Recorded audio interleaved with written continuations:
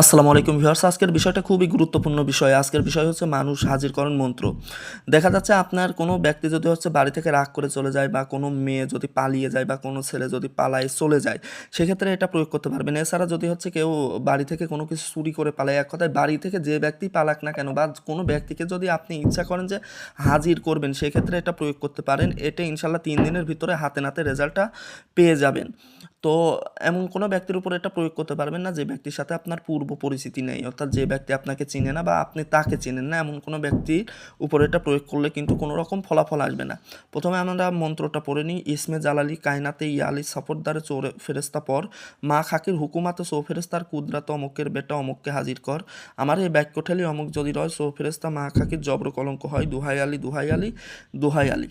তো এখানে হচ্ছে যে ব্যক্তিকে হাজির করতে চান, এখানে হচ্ছে অমুকের বেটি বা বেটা অমুককে হাজির করে, এখানে হচ্ছে তার